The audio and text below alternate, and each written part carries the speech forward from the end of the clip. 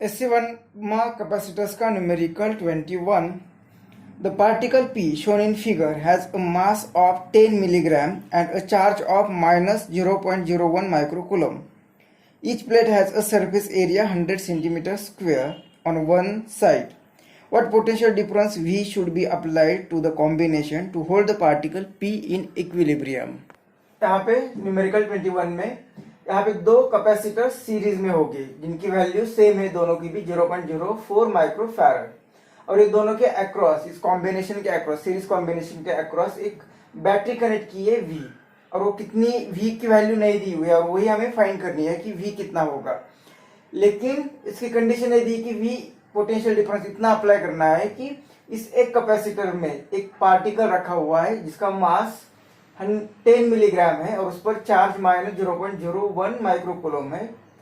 इस प्लेट में जिसका एरिया 100 सेंटीमीटर स्क्वायर होगा, यहाँ पे एक पार्टिकल को इक्विलिब्रियम में रखने के लिए जो रिक्वायर्ड यहाँ पे पोटेंशियल होगा वो अप्लाई करना है। तो वो कितना अप्लाई करना पड़ेगा, ये हमारे लिए क्वेश्चन है।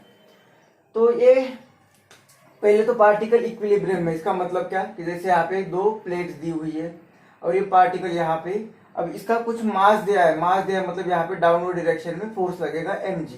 अब इसे इक्विलिब्रियम में अगर वही रखना है तो अपवर्ड डायरेक्शन में कोई एक फोर्स अप्लाई करना पड़ेगा। अब यहाँ पे ये पॉजिटिव, इस बैटरी का टर्मिनल होगा तो यहाँ पे पॉजिटिव चार्ज आ जाएगा, पॉजिटिव, तो यहाँ पे नेगेटिव आ जाएगा। तो इस डायरेक्शन में इलेक्ट्रिक फील्ड होगी, इस डायरेक्शन में इलेक्ट्रिक फील्ड होगी। तो चार्ज अगर इलेक्ट्रिक फील्ड में होता है, तो उस पर फोर्स एग्जर्ट होता है।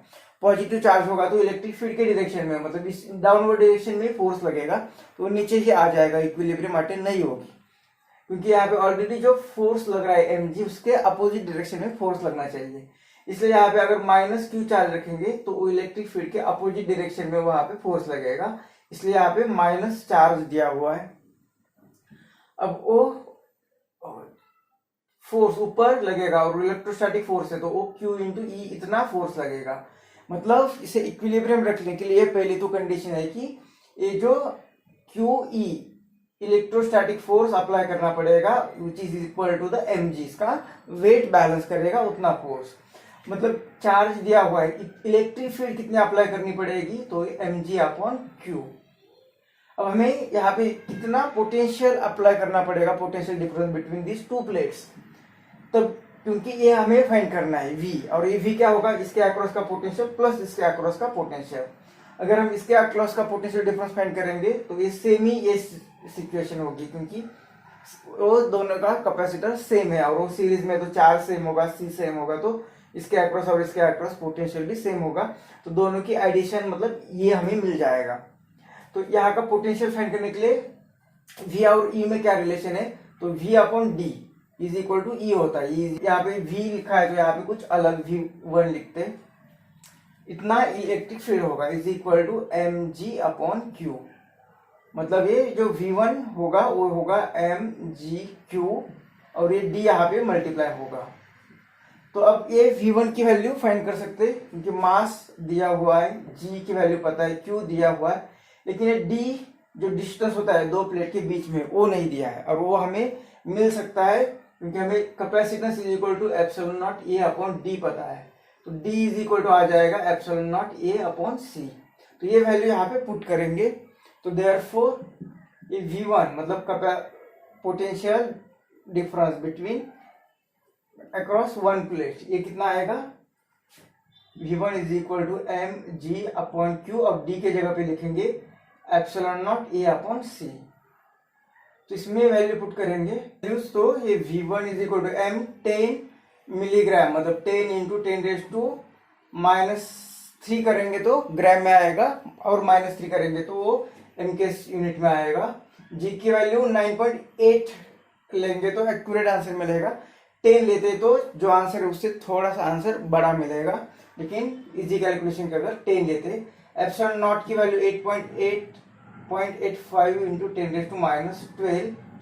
एरिया दिया हुआ है 100 सेंटीमीटर, मतलब 100 into 10 raise to -4 metre square, divided by Q।